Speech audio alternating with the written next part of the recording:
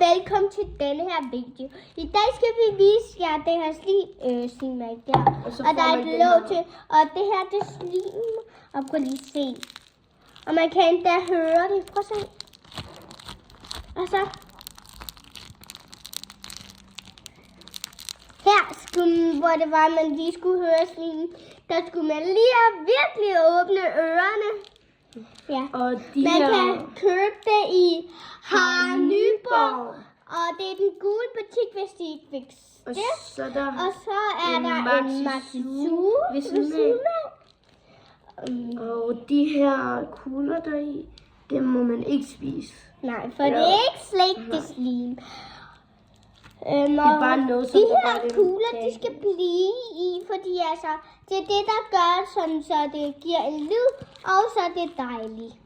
Men nogle gange, når det er, man lige skal åbne den, så er det lige, at det er lidt hårdt, men så kan man bare få hjælp af sine forældre. Enten sin mor eller sin far.